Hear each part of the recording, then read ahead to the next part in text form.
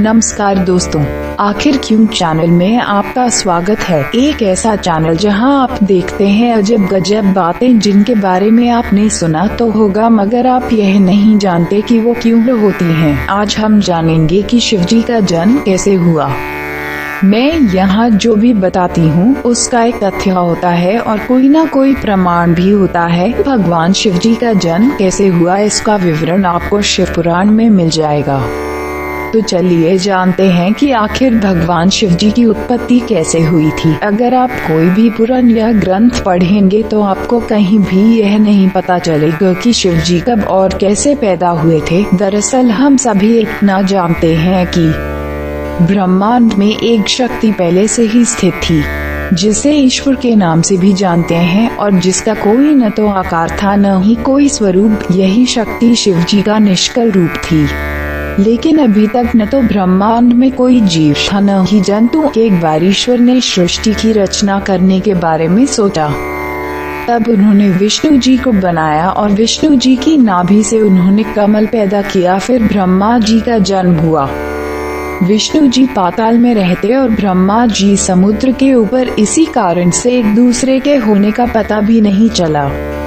एक दिन जब विष्णु जी सूर्य पर लेटे हुए थे तभी वहाँ पर ब्रह्मा जी आ गए और विष्णु जी से पुत्र कहकर बोलने लगे और कहा, हे पुत्र उठो, मैं तुम्हारा ईश्वर हूँ और मेरी पूजा करो। इस बात पर विष्णु जी ने भी कह दिया कि हे पुत्र, मैं तुम्हारा ईश्वर हूँ और तुम्हारा जन्म ही मेरी नाभि से हुआ है, इसलिए तुम मेरी पूजा करो। दोनों में बहस बहुत अधिक बढ़ गई। बहस होते होते दोनों एक दूसरे से लड़ने लगे और युद्ध होने लगा। ब्रह्मा जी ने विष्णु की छाती पर प्रहार किया तो विष्णु जी ने भी ब्रह्मा जी पर करारा प्रहार किया। दोनों में युद्ध बहुत बढ़ गया। तब ईश्वर को प्रतीत हुआ कि उन्हें इस युद्ध को शांत करवाना चाहिए, परंतु किसी को यह पता नहीं था कि इनके अलावा भी कोई इस ब्रह्मांड में उपस्थित है। तभी ईश्वर अर्थात शिवजी ने एक विराट स्तंभ का रूप लिया और अचानक ब्रह्मा और विष्णु के बीच आ गए। यह स्तंभ सूर्य की तरह प्रकाशवान था। इससे भीषण आग और तेज रोशनी निकल रही थी। आग निकलने के कारण दोनों अलग हो गए और तब उन्हें प्रतीत हुआ कि उनके बीच में यह क्या आ गया। यह शिवजी का लिंग रूप था। अब दोनों आश्चर्य में आ गए कि ये विशाल स्तंभ कहाँ से आ गया।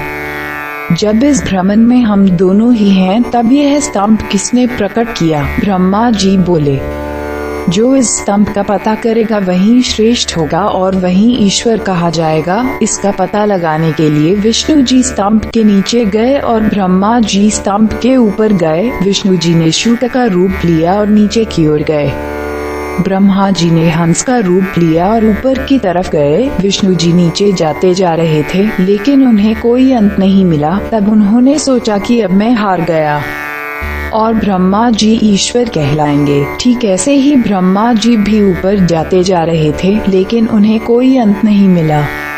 फिर उन्होंने केतकी का फूल देखा और उसे सबूत के तौर पर ले आए, लेकिन वो जानते थे कि यह सच नहीं है। दोनों एक स्थान पर आ गए और तब विष्णु जी ने कहा कि मुझे अंत नहीं मिला, पर ब्रह्मा जी ने झूठ बोलते हुए कहा कि मुझे अंत मिल गया। फिर उन्होंने कहा कि मैंने स्तंभ के ऊपर इस पुष्प को पाया। तब विष्णु जी ब्रह्मा जी के पैरों पर गिर गए। यह सारा वृतांत शिव जी देख और सुन रहे थे।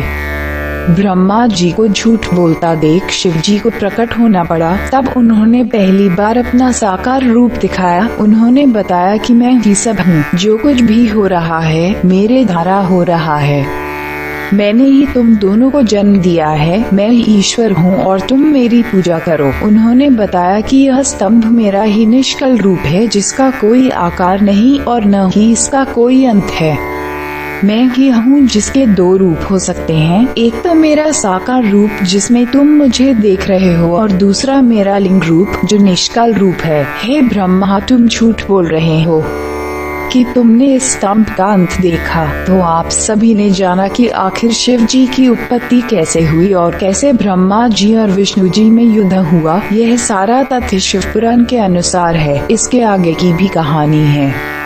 जिसमें ब्रह्मा जी के झूठ बोलने पर उन्हें सजा दी गई। दोस्तों, अगर आपको यह जानकारी अच्छी लगी और ऐसी ही जानकारी पाना चाहते हैं तो आप हमारे चैनल को सब्सक्राइब जरूर करें। इस वीडियो को प्यार देने के लिए इसे लाइक करें और फेसबुक पर दोस्तों को शेयर करें। अब मिलते हैं अगले वीडियो में, तब तक के लिए नमस्कार।